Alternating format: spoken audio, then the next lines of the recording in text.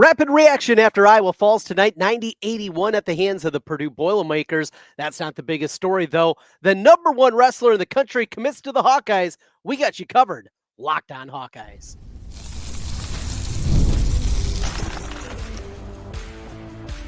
You are Locked on Hawkeyes, your daily podcast on the Iowa Hawkeyes. Part of the Locked on Podcast Network, your team every day. Welcome in. I'm Trent Condon, and this is the Locked on Hawkeyes podcast. Thanks for making Locked on Hawkeyes your first listen every day. We're available wherever you find podcasts. You can also watch us on YouTube. While you're there, hit the subscribe button. Just takes a moment and helps us get in front of more Hawkeye fans. Today's episode is brought to you by Gametime. Download the Gametime app, create an account, and use code LOCKEDONCollege for $20 off your first purchase. Well, we have a packed show for you today. So many different things to get into. We have a basketball game coming up this evening as the Iowa women, after the huge epic victory against USC on Sunday afternoon, they're back on the hardwood as they take on a much improved Minnesota team that's looking for revenge after what's happened to them the last couple of years against the Hawkeye women. That's coming up. We will also talk about Iowa wrestling landing the number one recruit in the country for the class of 2026, and Bo Bassett, who makes his commitment to the Hawkeyes. What does that mean for them going forward? And trying to chase what we talked about a week ago on Friday night, the behemoth that is Penn State. But we open up today with a rapid reaction to what we saw as Iowa goes down to Purdue. On the surface, not a big surprise, right? Purdue, a top 10 team in the country. Purdue, a perennial power in the Big Ten. Purdue, with the preseason player of the year, Braden Smith, who was an absolute stud in this one for the Boilermakers. You're also doing it for the first time, minus your most complete player in Owen Freeman. So when you look at it in that realm, why should we be surprised? Why should we be upset? Why should we even care? And unfortunately, I know for a lot of people, that's where you are. The checkout factor of Iowa basketball is incredible. And to see not just what happens in the stands and another small crowd on hand at Carver Hawkeye here this evening, not what you're seeing just in that realm, but just overall, the conversation, the talk, the number of people that were huge basketball fans. So I got a text group with my tailgate buddies, right? Guys that have been part of the group. Some of them have moved away, aren't able to make it as often to Iowa City and make their way to the football games like it once was, but it's still a core group. Guys, we live together in Iowa City, still have kids around the same age. You know, we're friends, and we see sports in the same way. And to see the sheer number of these guys that are checked out, that can't watch it anymore, either because they don't care or the frustrations have bubbled to the surface. Now, I'll also be honest, I don't believe they're not really watching. In fact, I know they are. But it's for them. All right, they're playing a bit, right? But those people that are out there, people that wouldn't miss Iowa basketball for the world, and they're not there. They're not watching. They're not watching the product, a product that, again, goes out, plays incredibly well for the first couple of minutes. And great to see Riley Mulvey get the start. So the new starting lineup, they went Traore and Mulvey, and that was one of the options that we talked about potentially Iowa going. Substituting, going with a traditional center and Riley Mulvey, who was fine. Look, he's not a world beater. He's not an overly skilled offensive player, but defensively, he's certainly an upgrade of what we've seen and what we've seen historically, basically at the 5 position ever since Adam Woodbury. I mean, he's a guy that has the athleticism and the size and the basketball IQ to actually go out there and hedge and do it well. And we saw that a couple of different times, leading to a couple of different turnovers there late in the first half. He was good. And he's a body inside. Got to be a better rebounder, but again, that's reps. You go from playing a handful of minutes every single year and going out there now playing in the Big Ten. I thought he acquitted himself well. Sado Traore, I don't get it. This guy has upside, like most of the guys. And you kind of look at the collection of talent. When Fran McCaffrey built this team, and you can see why the struggles are there. All right, they lose Owen Freeman. But even before that, you have a point guard, a Brock Harding that's small. You got another one, the Thelwell, that has been a godsend. And then you got a bunch of between 6'5" and 6'7" guys that are all kind of the same. They're interchangeable, right? They don't have specific skill sets that are that different from each other. And this is what you're left with. A bunch of small forwards, a real point guard, a real center who's now out for the year, and a bunch of small forwards. That's not the way to build a team. But that's where they are. So the starting lineup came out great. 5 quick ones from both Dix and Peyton Sanford. They're off and running, 10-3 lead. And though it was the high watermark in terms of the lead, they were right there. They played well offensively. I guess that's the direction we need to go. It was an Iowa basketball game. They sucked on the defensive end. I'll say Riley Mulvey. They were great on the offensive end, and it wasn't enough against a good team. I mean, you want to put everything together and talk about the last 15 years of Fran McCaffrey. There it is. You saw it tonight. Great offensively against a good defensive team. This isn't one of Purdue's better defensive teams. They came to the game tonight 30th in the country in defensive efficiency. They're good. Not great. Not elite. And Iowa was able to score against them. I was able to put up points. And not just the 50 combined points from Dixon, Peyton Sanford, but other guys were able to chip in. Thelwell had 7. We saw Brock Harding do a couple of good things out there offensively. He had enough. They shared the basketball. It's never a problem. Rarely a problem on the offensive end. But you go out there, a slow start from Purdue. Really, the only thing that the Boilermakers were getting early on was Kaufman Redden inside. But late in the half, here comes Smith. And then the second half, they were hitting threes. And they were open threes. And they were wide open threes. And just time in and time out. 9 3-pointers in the second half of the game. Iowa, once again, gives up over 50 points and a half in a game that was there for the taking. A game that was winnable. When you're playing that well offensively, you should win games like that at home. But they can't. And they won't. And that's where we are. Traore makes a mistake early in the second half, has a bad turnover. It was a bad one. And can't get back out there. Again, I thought we saw what Fran does too often as it pertains to the lineups in the second half of games. He falls in love with them. And by the time either they're on the comeback trail, as happened again, got down double digits, they're chipping away, and they ran out of gas. Peyton Sanford had a beautiful look. 80-77. Here comes Iowa again. Wide open 3 on the right wing. Short. And he continually plays these lineups and runs them into the ground late. How many near comebacks have we seen? And we've seen plenty of comebacks too. But the near comebacks that have been there, that they just can't get over the hump. And I think a reason for that is that he just relies on those lineups that he likes so much. And I get it. You want to play the hot hand. But for a guy that cares about the end of the game, for a guy that is unwilling to play guys in the first half when they pick up that second foul, for somebody that cares so much about the end of the game, feels like he forgets about the end of the game when it comes to patterns of substitution. Frustrating night. A couple good moments from Price Sanford. I thought Brock Harding took the benching well. Still played 24 minutes of the game. I would have liked to see a little bit more Thelwell in the second half. I would have liked to see more Traore overall. He just plays 11 minutes in the game. In a game where you're getting, for long stretches, just dominated inside. We don't see Chris Taggio at all. Like, the season's not over. And for anybody inside that program, they know that. They have to have the belief that they can still get it done. Now, it's unlikely. I think we all know that from the outside looking in. It's highly unlikely. It's a near impossibility for this team to build up a resume to be an NCAA tournament team. They just don't have the horses. They're not good enough to do that. But the belief has to still be in there.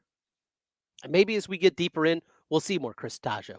And we'll see Seydou Traore get to be able to play through his mistakes more than some of the other guys are able to. This one coming up Saturday now against Wisconsin. At Carver before the 2-game road trip out east to Rutgers and Maryland. This is going to say a lot. I thought it was a commendable effort out of the squad. I thought they played hard. They showed some toughness, a little resilience. Those are the things that you wanted to see. But now, after you get punked by Wisconsin the last time, they're better than you. We'll see what kind of response they have. We'll see. It's the last stand. Might be Custer's last stand. Peyton's last stand. There you go. That's what we're going to get Saturday against Wisconsin. We'll see how they respond. They'll be likely a slight underdog in the game. It'll be close to pick 'em. We'll see what Iowa's got up their sleeve. Effort was there tonight. Team's just not good enough. By the way, there's some news out there. Tucker DeVries is having season-ending surgery at West Virginia. Why does that matter? We'll talk about that. Plus, the number one recruit in the country has committed to the Iowa Hawkeyes as we continue on the Locked On Hawkeyes podcast. Today's episode is brought to you by Gametime. Looking for tickets for your next big event, whether it's a concert, a comedy show, or a game. Finding the right ticket at the right price, it can be a headache. But with Gametime Picks, it's never been easier. Let me tell you how it works. With Gametime Picks, the app does all the hard work for you. It curates the best deals so you don't have to waste time searching through endless ticket listings. I've been using Gametime Picks for a while now. I absolutely love it. The curated deals make it super simple to find great tickets at a great price. No more sifting through thousands of different options. I recently grabbed a super deal for a prime seat. I couldn't believe the value. It was a steal. The seat view feature is a game changer. Before I even hit buy, I can see exactly what my seat will look like inside the venue. So reassuring to know exactly what you're going to get. And the best part, you're covered with Gametime's lowest price guarantee. If you find a better deal somewhere else, they'll refund 110% of the difference. Plus, your tickets are guaranteed to be delivered on time with easy cancellation options if something comes up. Ready to make your next event even better? Download the Gametime app, create an account, and use code LOCKEDONCollege for $20 off your first purchase. Terms apply. Again, that's code LOCKEDONCollege for $20 off. Download Gametime today. Last minute tickets, lowest price, guaranteed. Trent Condon back with you again on the Locked On Hawkeyes podcast. Thanks for being with us and making Locked On Hawkeyes your first listen every day. We're going to be talking about Bo Bassett, the number one wrestler in the country, committed to the Iowa Hawkeyes. And also coming up this evening, the Iowa women back on the floor against Minnesota. We will get into that momentarily. But one final thought. And for many people out there, it is the apple of their eye for the next Iowa basketball coach. It is native Iowan Darian DeVries coming back home, a place where his brother was an All-American football player, Jared DeVries, back in the 90s. A guy that, of course, played the historic AP Appleton Parkersburg, played basketball at UNI. A family that has a lot of ties, more than just Jared, to the University of Iowa. A guy that waited for a long time for the right opportunity to come along, and he took that at Drake and built that program into a solid year in and year out contender in the Missouri Valley Conference, something that Drake hadn't been in a long, long time. You got to go back to the 70s, the last time they were a consistent winner, and DeVries was able to do that there. But as he was waiting for the next opportunity, it didn't come in state. So instead of waiting, he left and took a job at West Virginia. A West Virginia job, by the way, that in terms of wins is a whole lot better than what Iowa's been for the last quarter century. A place that does have money, that has the financial investment that they're going to make, that they're doing in their NIL, both football and basketball wise. And a lot of reasons that people believe that the West Virginia basketball job is a better job than Iowa. And it's hard to come up with anything definitive to say that those people are wrong. However, for some, and I don't know if it's the case with Darian DeVries, but for some, home is a big call, an opportunity to bring Iowa basketball back or to build on what Fran McCaffrey has done, to do it in your home state, to have family be something important. Maybe West Virginia is not a very good fit. Whatever the reason is, it continues to be out there. And with the news from yesterday that his son, Tucker DeVries, two-time Missouri Valley Conference Larry Bird Player of the Year award winner, a guy that is an absolute bucket, can score in a myriad of ways, a tremendous shooter with good size, and has shown this year, before the injury hit, that he can compete at the power conference level, which shouldn't come as a surprise to anybody, but there's always people with those questions. With him shutting it down, it leads to more speculation. Now, do I believe that this is a done deal? I don't. You go back and many of the stories that happened back the last time Iowa had something relatively similar back in 1999. Now we know Dr. Davis's contract was not renewed. He was a lame duck coach going into that final season. Instead of firing him, they let him finish out his contract, which led to the Sweet 16 run of the last time Iowa was in the Sweet 16 of the 98-99 season. This is different because Fran, well, he says he's going to be back. People believe he's going to be back. Sideline demeanor says differently to me, but that's what we continue to hear. But if it becomes untenable, and as the attendance figures continue to crater, as the interest continues to wane for Iowa men's basketball, and if a change is made, we know that DeVries is going to be at the top of the list. There's a lot of things that make sense. It's a phone call that needs to be made. There's a buyout involved. There's a buyout for Frey McCaffrey that would be involved. There's money that needs to be spent. Does Iowa have it? It's a question I don't know. I believe that they can. I believe that they will because guess what? Programs across the country that do not have the same financial resources of Iowa have been able to do it. If they can, I have a feeling that Iowa will be able to find a way. We will see. We will see on that one. But interesting note at the very least. Let's get into some wrestling. So we go back to the weekend. And on Friday night, I'm still absolutely just bewildered by the wrestling fans out there, the way that you support your sport. You let it be known what you think of your program, your team. I like wrestling. I grew up in Osage. I am a wrestling fan. I was a terrible wrestler myself. Yeah, believe it or not, look at me. Yeah, bad wrestler. No big surprise. However, I really enjoy the sport. I've been broadcasting the state wrestling tournament on radio now for the last 15 years. Be doing it again this year down at Wells Fargo Arena. Enjoy the sport immensely. Have friends, family, people that are involved in the sport at some high levels. And when the conversation before the commitment went to Bo Bassett, nothing but glowing terms. Now, is he Spencer Lee? We'll see. The accolades that Spencer Lee had were certainly a rarity. A guy that did things at the junior level that were very rare. Same with Ben Keeter. But this is a big-time get for Iowa. A kid out of Pennsylvania, like Spencer Lee. And when we've talked about Iowa, when we talked about if I was going to close the gap with Penn State, they have to do it with talent. That's where it needs to start. We can talk about conditioning. We can talk about the gas tank. We can talk about the aggressiveness and the different elements of the sport that many people believe need to be there. But number one, it comes down to talent and the top level talent. Now, I think an argument can be made that Penn State has done a better job of developing their talent and getting some of their guys that look like, maybe he's an All-American, and turning them into national champions, turning them into guys that are fighting to get up there in the podium earlier in their career. That's one thing that I think Penn State has done a really good job, coupled with what they do with the elite level guys. And those guys at the elite level hit the ground running, and they're good right away, and they're ready to go right away. And that's how they built this chasm that has been created between Penn State and everybody else. That's what they do. But this is good news. It can't end here. Iowa cannot just be happy getting Bo Bassett and said, all right, we got number one wrestler. There needs to be that depth.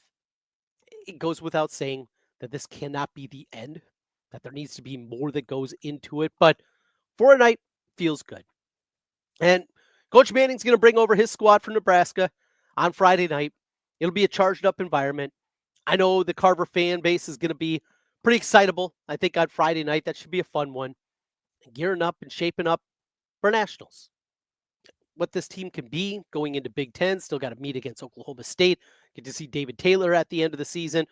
But it's about putting themselves in contention to maybe something crazy happens. You never know. That's why you go, right? That's why you lace them up. That's why you go out there and compete. And these guys will compete. Last Friday was frustrating, but a bit of good news was definitely necessary. Another component to it is the rumors that were out there about the NIL deal that Bo Bassett was getting.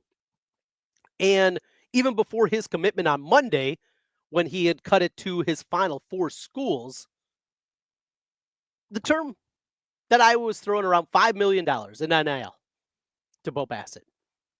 Now, people that I believe with a deeper knowledge of NIL funding in wrestling, and I was in incredibly good shape, by the way, says that number is quite a bit off. Maybe cut that thing in half. Probably even more than that. Money's there. Money's not an object.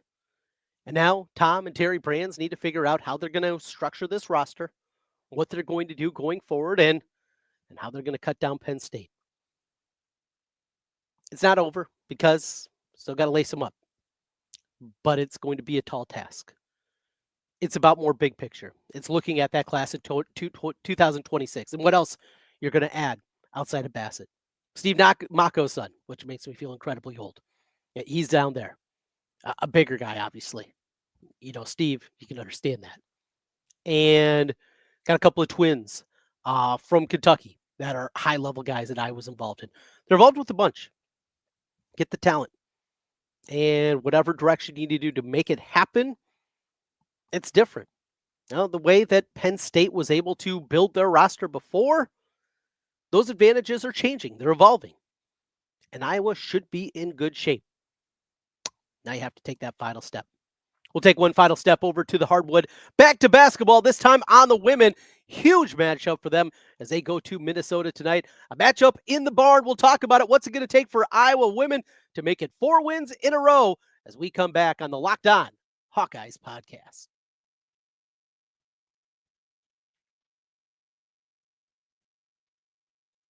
Welcome back one final time. It's Locked On Hawkeyes. Thanks for being with us and making Locked On Hawkeyes your first listen every day. So Iowa makes the road trip up to the barn tonight.